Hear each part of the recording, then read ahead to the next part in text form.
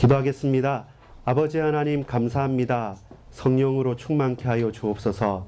하나님의 말씀이 나의 유일한 길이 되시며 그 말씀을 붙잡고 율법에 완전하여 갈 수 있는 유일한 한 길은 오직 예수 그리스도로 말미암아 거듭나는 하나님의 백성으로 하나님의 자녀로 살아가는 것임을 확신하오니 주여 우리가 걸어가는 이 길에 우리의 길의 등이 되고 우리의 나아갈 모든 길의 목적지가 될 수 있도록 우리 주님을 분명히 깨닫고 나아가는 우리 모든 주의 백성들 되실 수 있도록 역사해 주옵소서. 예수 그리스도 이름으로 간절히 기도합니다. 아멘. 아멘. 예, 오늘 오후 예배 때는 우리가 함께 나눌 말씀은 묵상하는 자.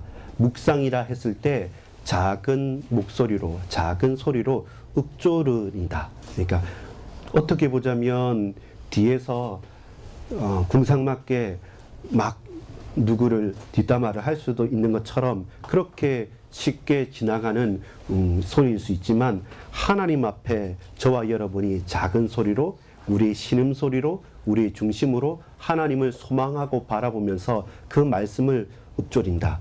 그 말씀을 내 가슴 속에 둔 것을 신음하는 그 소리를 내어서 하나님을 바라고 소망한다. 그것은 우리 인생을 바꾸어가는 일들입니다. 여러분 오전에 시편 119편에 대해서 1절부터 16절까지 봤고 지금도 또 다음 주도 조금씩 봐나가면서 시편 119편이 중요한 것은 크게 높게 올라서 있는 스카이라인이라고 말씀을 드렸습니다. 그 위에 맨 꼭대기에서 조망하여 보면 시편에 있는 각각의 일들이 총체적으로 연합되어 있는 것이고 발견될 수 있는 것이고 동시에 성경의 중간에 있기도 하고 또 성경에서 가장 긴 장이기도 하면서 이 말씀, 하나님의 말씀에 대한 깊이 있는 고백들을 하나하나 어떻게 볼까요? 꾹꾹 눌러 담았다 그럴까요? 우리가 뭐 아이스크림 여러분 베스킨라빈스 가면 퍼서 하나씩 더 담아주세요 라는 것처럼 빈틈이 없을 정도로 동일한 꽉이고 동일한 포장지고 동일한 컵인데 거기에 내가 좋아하는 것을 빈틈없이 꾹꾹 눌러 담는 것처럼 하나님의 말씀이 저와 여러분의 가슴에 우리의 중심에 계속 담기는 것입니다. 어떻게 보자면 어떤 학자는 너무 재미없을 정도로 의식적으로 의도적으로 만든 게 아니냐 그럴 수가 있습니다. 왜냐하면 176절이나 되는 이 구절이 의도적으로 히브리어 알파벳 22자에 한 글자에 대해서 8행씩 8행인데 그 한 행이 2줄씩 되어 있거든요. 그러니까 너무 자의적이다 일부러 맞춘 거 아니냐 싶을 정도로 이야기하는 학자도 있습니다. 근데 반대로 생각해 보면 그렇습니다. 이 긴 구절을 일부러 의도적으로 생각해서 그것을 우리 가슴에 또 새기고 집어넣고 싶었던 것은 우리에게 있어서 가장 가치 있는 일이기 때문에 나의 자녀들에게 우리 개인들에게 우리가 항상 기억하고 가슴에 담고 또 외고 할 만큼 가장 복된 것이고 귀한 것이기 때문에 그 말씀을 내 마음에 두었나이다 하는 것입니다. 그러면서 계속적으로 아주 세밀하지만 그러나 반복적으로 그러나 더 크게 우리에게 말씀합니다. 주의 말씀이 주의 법도가 주의 율례가 주의 법령이 주의 도가 하나님의 말씀이 여호와의 길이 계속 동일한 말씀을 반복하면서 그게 점점 더욱더 나에게도 당신에게도 우리에게도 저 이방인에게도 아니 우리를 대적하는 저 나쁜 대적자에게까지 이 말씀이 길이 되고 빛이 되고 생명이 된다는 것을 증거하고 있는 것입니다. 그래서 오전에 봤던 것처럼 이 시인은 길 가는 사람입니다. 길을 걸어가는데 그 길을 걸어갈 때 최선을 다해서 살아갔었습니다. 오전에 말씀한 것처럼 사석, 죽은 돌이 미생 어떻게 힘을 써서 한번 살아볼까라고 하는 안간힘을 쓰는 그렇게 반쯤 살아있는 그 상태에서 사람들의 말을 소리를 듣는 거죠. 이 길로 가면 빠르게 간다. 그렇나? 그럼 그 길로 가봐. 이 길이 성공하는 길이다. 혹은 돈 많이 버는 길이다. 라고 말하면 또 거기에 혹해서 팔랑귀가 돼서 이쪽에 기웃, 저쪽에 기웃. 그러면서 인생을 허비하고 낭비하고 실패한 그 인생이 나는 안 되구나. 역시 나는 죽은 돌이고 나는 희망이 없어. 라고 할 때 세상 사람들은 거기서 그대로 놔두지 않습니다. 사단은 또 우리를 혼미케 하는 우리의 대적자들은 아니라고 말합니다. 그러면 끝까지 우리의 단 한 톨 남은 것까지 다 세잔하게 만들어가면서 우리를 짓밟는 그 사람의 소리들, 그 세상의 길들 속에서 길을 잃어서 헤매일 때 우리에게 하나님께서 내가 길이다, 진리다, 생명이다, 나로 말미암지 않고는 아버지께로 올 자가 없고, 내가 너희가 행위에 있어 완전할 수 없는데 내가 하나님 앞에서 죽고 살고 십자가와 부활로서 내가 너희의 의가 됐다. 그래서 너희는 나로 말미암아 의롭다.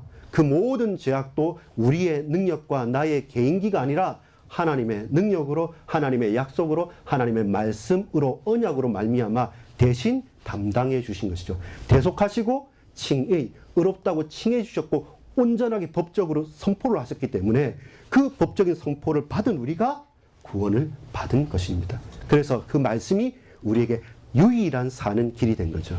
제가 아직 좀 황당했던 게 있는데, 주로 월 말이 되면 데이터가, 저도 이제 데이터를 막 무제한제 하진 않고 어느 정도 보통 와이파이가 많으니까 많이 쓰진 않는데, 뭐 다운받는다고 해서 뭐 그냥 몇 개가 받아졌는지 월 말이 되면 간당간당 하다가 이제 끊어져 버립니다. 근데 문제는 뭐냐면, 주로 우리가 차를 타고 갈 때 내비게이션이 있기도 하지만 요즘에는 휴대폰이 하도 좋으니까 그걸 늘 해놓고 삽니다. 근데 어머니를 모시고 지난번에 서울의 잠실 쪽에 허리 이제 디스크 수술 때문에 모셔다 드리고 오는데 이게 잘 안 되는 거예요.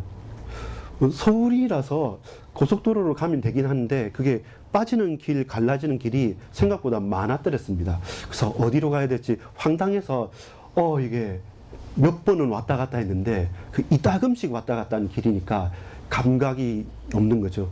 여기서 좌회전해야 되는지 우회전해야 되는지. 이 용인 촌놈이 서울에는 또 길이 쉽지가 않습니다.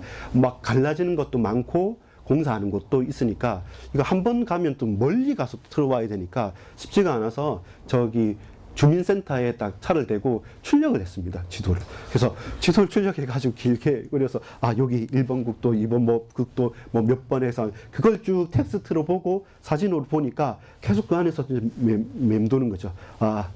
내가 길이 이 다음에는 나와야 되는데 막상 그 지도로 보는 거하고 눈으로 보는 거하고는 이 길이 그 길인지 쉽지가 않았더랬습니다. 그래서 몇 번을 물어보고 주유소 기름 안 넣어도 되는데 가서 기름 10,000원 넣고 물어보고 해서 힘겹게 오는데, 근데 언제 마음이 탁 열리냐면 그 용인의 고속도로 올라갔지 않습니까? 그러면 그 다음은 아는 거지 않습니까? 그때까지, 그러니까 시내를 나오는 게 쉽지가 않았습니다. 우리가 안 가본 길도 아니고 제가 몇 번이나 왔다 갔다 하고 했던 길입니다. 근데 나에게 진짜 내 것이 되거나 내가 확실히 알거나 내가 진정으로 고백할 수 있을 만큼 나의 지식이 되고 내게 힘이 되고 내 근거가 되지 않으면 막연하게 뭔가가 없어졌을 때, 그 지지했던 것들이 사라져 버렸을 때 어디로 가야 되지? 너무 황당한 것이죠. 한 번도 예상해 보지 않았기 때문에. 우리 인생의 가장 밑바닥에 섰을 때 저와 여러분을 끝까지 지탱해 주고 끝까지 그 기준이 되시고 우리의 나갈 방향을 바로잡게 만드는 나침반이 뭐냐는 말입니다. 근데 사람들은 많은 말을 하는 거죠. 어제는 말씀드린 것처럼 인생의 길을, 나의 길을 세상의 길로 계속 어그러뜨리게 되는 겁니다. 이렇게 하면 내가 죽었냐? 아니, 힘내면 그래도 먹고 살만해. 미생. 그러면서 이제는 조금 더 이거 하고 이렇게 아파트 청약도 하고 이렇게 보험도 들어놓고 이렇게 스펙을 갖추게 되면 그래도 가능성이 높아지는 것이죠. 그러면 이제 완생이 된다고 하죠. 참 사람이 양가적인 것이 뭐냐면 이렇습니다. 의사 선생님들이, 그렇죠, 의사도 그냥 의사하지 않고 그 뒤에 존중의 의미를 담아서 의사 선생님 이렇게 우리는 붙이지 않습니까? 그 의사들한테 물어보면 그래요. 왜 의사가 됐습니까? 라고 말하면 우리 대한민국에서 적어도 경제적인 안정감과 존경심을 같이 가질 수 있는 직업인 겁니다. 그것도 정년이 거의 없이 본인만 원한다고 한다면 직장에 가서 잘리거나 하는 그런 비정규직, 정규직을 떠나서 내게 자유로운 경제적인 기본적인 부와 그리고 사람들이 나를 존중해주고 명예로운 것 하니까 지금 이렇게 파업하고 하면 이유야 어쨌든 그건 잘못된 겁니다 라고 비난을 할 수 있을지언정 내 아들, 딸이 의대를 간다는 것은 싫어하는 사람은 아무도 없습니다. 그게 두 가지 감정이에요.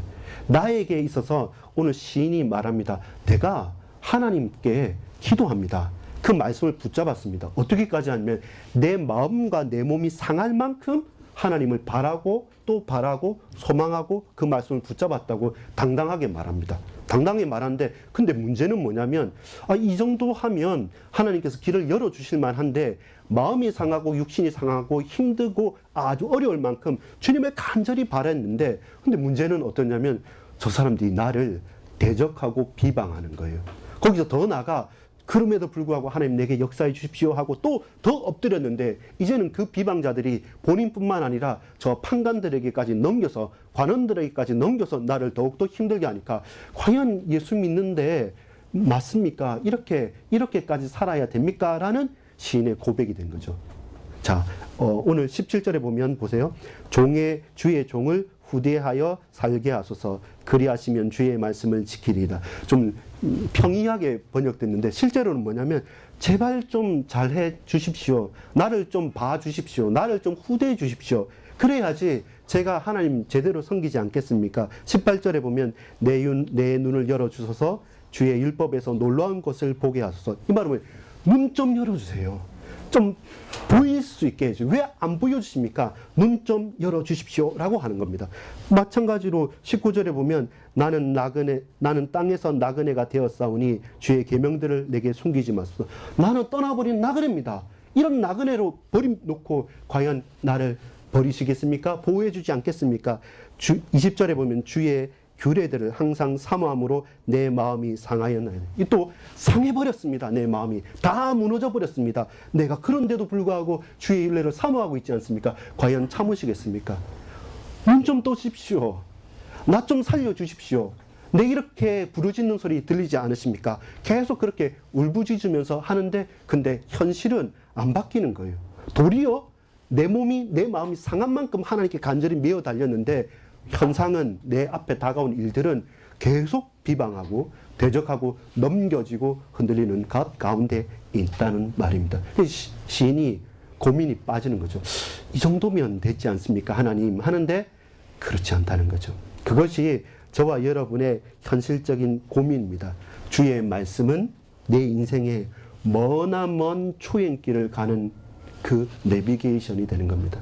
그럼에도 불구하고 저와 여러분이 말씀을 붙잡는 것이 결코 한 번도 가보지 않았고 그리고 반드시 가야만 되지만 누구도 도와줄 수 없는 그 가운데 이 시인은 끝까지 붙잡은 겁니다. 그리고 결국은 알게 되는 것이죠. 왜 그렇습니까? 그게 다가 아니기 때문에 그렇습니다.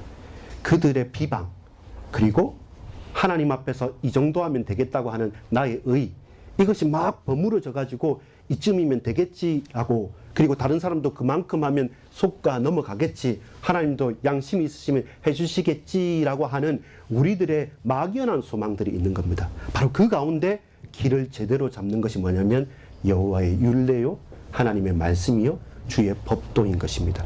그것이 저와 여러분이 먼저 고백해야 될 것입니다.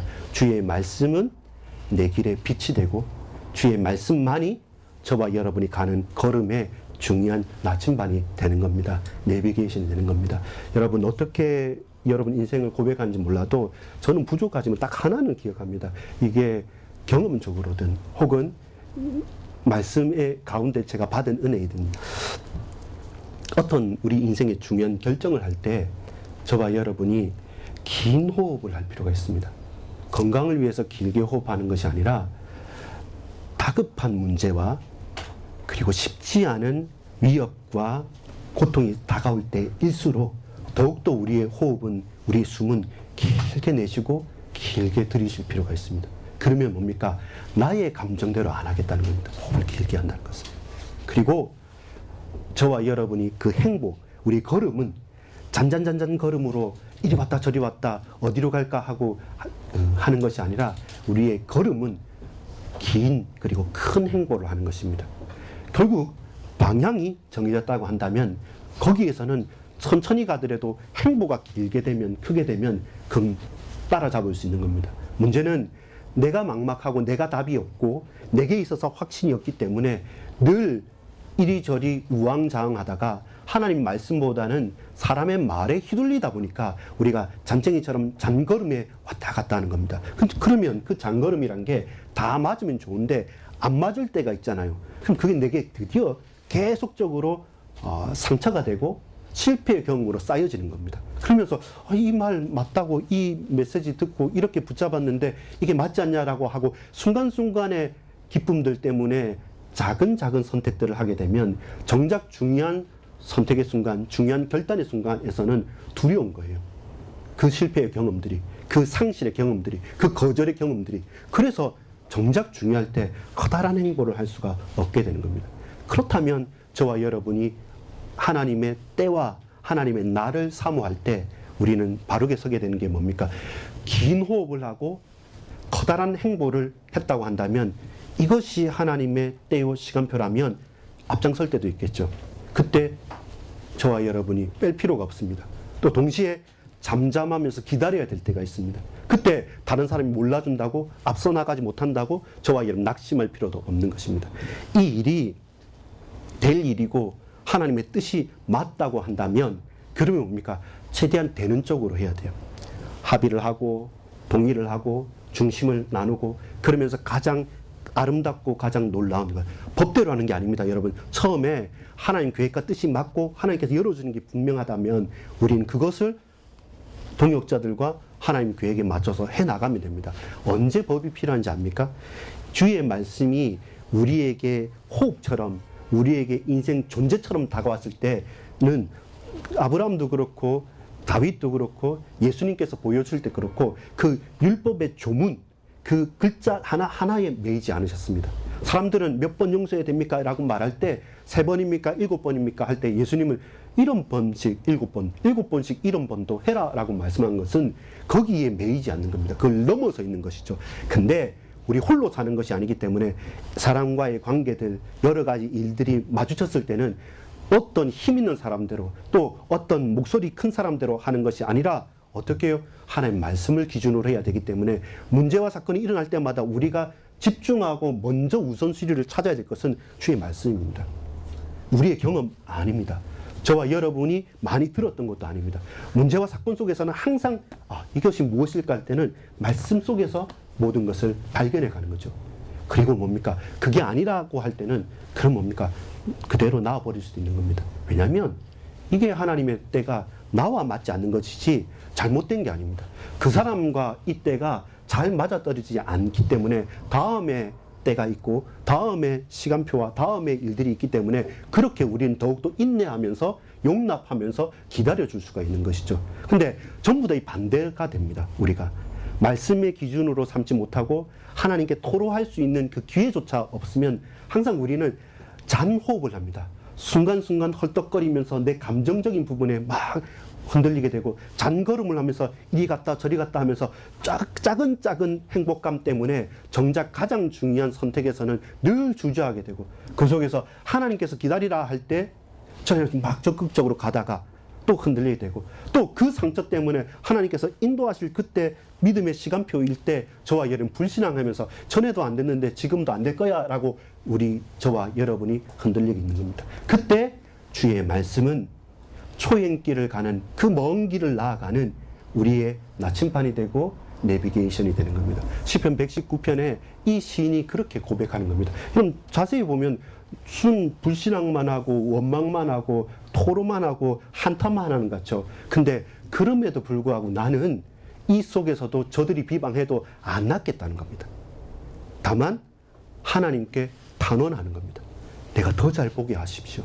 내가 더 잘 깨닫게 하십시오. 내가 무지몽매한 내가 깨닫고 하나님 말씀을 내 가슴에 삼게 하십시오.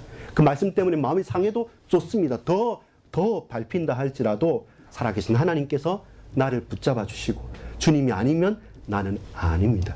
그래서 주의 말씀이 내 길이 되고 내비게이션이 되고 나의 나침반이 됩니다. 라는 고백을 시인은 깊이 토로하고 있는 것입니다.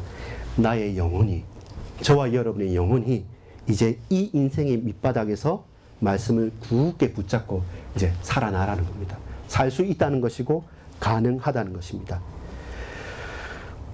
25절에 보면 내 영혼이 진토에 붙어 싸우니 주의 말씀대로 나를 살아나게 하소서.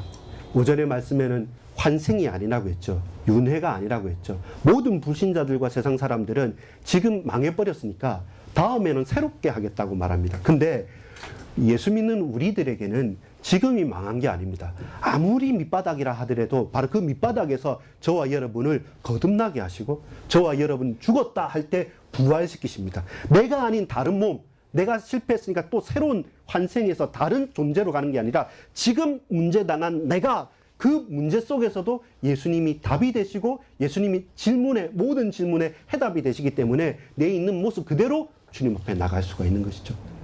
그게 바로 그 가운데 그 현장에 누가 있냐면 내가 있는 거예요. 실패한 이 속에서도 우리가 인식하든 우리가 고백하든 고백하지 않든 그 속에 나와 함께 계시면서 동행하면서 우리와 함께 계시면서 저와 여러분을 소성케 하시겠다고 말씀합니다. 28절에 보면 나의 영혼이 눌림으로 말미암아 녹사오니 주의 말씀대로 나를 세우소서. 계속 어려워집니다. 외부의 사람, 가까운 사람, 힘 있는 사람, 저 고관들의 고통뿐만 아니라 스스로도 눌리고 스스로도 뼈가 녹아 사라질 것 같이 창자가 끊어질 것 같이 액 끓는 것 같은 그 현장에 우리가 내동댕이 쳐 있는데 근데 이 사람이 뭘 합니까? 그럼에도 불구하고 주의 말씀은 내게 길이 되어지고 그럼에도 불구하고 내 영혼이 하나님을 소망하고 바랄 수 있는 그것이 뭡니까? 그게 믿음이에요. 이만큼 하면 잘 되겠지 해서 그만큼 한 만큼 잘 됐을 때 그렇구나. 역시 말씀대로 하면 하나님께서 복 주시는구나. 그렇게 바라보지 않았다는 겁니다. 그 유무와 상관없이 하나님께서는 내 길이 되시고 내 영혼을 건지시고 내 모든 삶의 밑바닥에서 내가 살 수 있는 유일한 답이요 길이 되신다고 고백하는 겁니다. 작은 소리로 읊조린다는 말. 여러분 큰 소리로 외쳐야 되겠다고 생각하죠. 저와 여러분이. 에스겔 36장 37절에 보면 그래도 이스라엘이 내게 이렇게 하여 주기를 구하여야 할지라 네 입을 크게 넓게 하려 내가 채우겠다 말씀하는 것처럼 우리가 간절히 간구할 때도 있고 소리치며 외칠 때도 분명히 있습니다. 근데 오늘 시인은 뭐하냐면 그거 넘어서는 겁니다. 사람들은 어필해야 된다고 PR해야 된다고 홍보해야 된다고 이렇게 해야 된다고 할 때 거기에 부하내동해서 그래 나도 소리치겠다 나도 어떻게 하겠다 나도 일어나서 한번 부딪혀 보겠다 라고 말하는 미생에서 완생으로 가는 사람의 길로 간 게 아니라 이 시인은 그럼에도 불구하고 나 환생 싫고 나 다른 모든 거 싫고 십자가 붙잡고 죽었는데 부활해서 거듭난 중생의 길로 가겠다라는 게 끝까지 이 말씀을 붙잡는 저와 여러분이 같이 고백해야 될 오늘 시인의 고백입니다. 작은 소리로 읊조린다. 핍박하는 사람 앞에서 혹은 가장 흥분해서 흥겨워서 노래 부를 그 시간에도 작은 소리로 읊조리는 거죠. 작은 소리로 조용조용히 하나님 당신이 나를 아시고 하나님 이 교회도 아시고 나의 연약함과 나의 덧없음도 아시고 우리 가족들 누구에게도 말하지도 못하는 이 순간순간의 일들 속에서도 내 형편저지 주님께 맡기고 의지합니다. 근데 지난번에 또 넘어졌습니다. 그리고 저 때는 잠시 기뻤다가 또 자빠졌습니다. 그런데 나를 사랑한다는 그 마음 나는 잊지 않습니다. 주님 나를 아시지 않게 계속 읊조리는 겁니다. 말씀 붙잡고 또 읊조리고 또 고백하고 또 고백하고 그 속에서 계속적으로 어떻게 됩니까? 내 인생이 내 영혼이 변화되어지고 바뀌어지고 열려지죠. 어떻게 됩니까? 이렇게 소극적으로 웅크리고 읊조리는 그 사람이 나중에 32절에 보면 우리 같이 한번 읽어보겠습니다. 30절, 31절, 32절 같이 읽겠습니다. 내가 성실한 길을 택하고 주의 규례들을 내 앞에 두었나이다.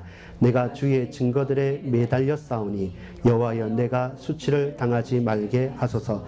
주께서 내 마음을 넓히시면 내가 주의 계명들의 길로 달려가리이다. 말 그대로 심장을 확 넓힌다는 겁니다. 그대로 번역한 게 심장을 확 넓힌다는 거예요. 내 가슴을 펴고 내 심장을 넓히고 내 엉클어 있던 억눌려 있던 이 가슴에 이 심장의 깊은 것을 확 펼치니까 그때서부터는 어떻게 됩니까? 이제 작은 소리로 읊조리는 것이 아니라 그 작은 소리로 읊조리던 그 사람이 다른 사람이 봤을 때는 영 아무것도 아닌 것처럼 보였던 그 사람이 하나님을 향해 달려갈 수 있는 겁니다. 여러분, 우리가 만남 사건 일들마다 하나님의 말씀을 다 붙잡고 작은 소리로 계속 읊조리는 겁니다. 다른 사람이 볼 때는 궁시렁거리는 것으로 보일지 모르겠지만 그러나 나는 알아요. 나는 알고 여러분도 아실 겁니다. 우리의 과거도 보면 알 겁니다. 적어도 하나님 말씀이 내 가슴에 있고 그 말씀 붙잡고 이리저리 움직일 수 있을 때, 커다란 걸음을 했을 때, 중요한 호흡을 각 내딛고 분명하게 하나님의 때와 시간표를 확인하고 그 앞에 결단했을 때, 그때마다 내가 어느 때였습니까? 늘 문제와 사건 앞에서 불신앙하지 않고 그 말씀을 작은 목소리로 읊조리었을 때입니다. 말씀을 가슴에 담았을 때입니다. 묵상하는 예배의 자로 나아갔을 그 자리였을 겁니다. 바로 그때 우리의 가슴을 하나님께서 넓게 열어주시고 우리가 달려갈 수 있는 겁니다. 걸림돌도 있고 좁은 길처럼 울퉁불퉁할 수도 분명히 있을 겁니다. 근데 분명한 것은 말씀이 내게 작은 소리로 읊조려 줄 수 있는 영적인 상태만 우리가 깔아놓는다고 한다면, 그렇다면 그때와 기한은 아버지께로 맡길 수 있는 겁니다. 망망한 깜깜한 길이 없고 답이 없고 방향을 모를 그때 작은 소리로 주님 앞에 읊조리는 저와 여러분 되기를 소망합니다. 그리고 결국은 누가 뭐라고 해도 그 말씀을 붙잡고 이제 여러분 가슴을 쫙 펴고 달려나가십시오. 주저하지 마십시오. 우리 교회가, 우리 개인이, 우리 모든 자녀들과 현장에서 누가 뭐라고 한다 할지라도 여러분 말씀을 읊조리면서 담대하게 현장으로 달려나갈 수 있는 저와 여러분 되기를 간절히 소망합니다. 기도하겠습니다. 아버지 하나님께 감사드립니다. 하나님, 인생의 길을 걸어가매 사람의 소리를 의지하지 않게 하시고 하나님의 말씀만 의지하여서 그 율법과 그 율례와 그 법도가 우리 인생의 유일하고도 완전한 길이 되고 또 나침반이 되고 내비게이션이 됨을 확신합니다. 이제 하나님, 어떠한 환경, 형편, 처지에서도 낙심하지 않고 작은 소리로 온종일 하나님의 말씀을 읊조리고 그 말씀을 따라 행하며 지키고 나가겠습니다. 거기에서 주께서 내 길을 여시고 주님 앞에 담대히 달려나갈 수 있도록 주님 은혜를 베풀어 주옵소서. 우리 모든 관석교회 권속들에게 하나님 복의 복을 다하여 주시고 말씀을 쫓아갈 수 있는 용기를, 믿음을, 은혜를 허락해 주옵소서. 구주 예수 그리스도 이름으로 간절히 기도합니다. 아멘.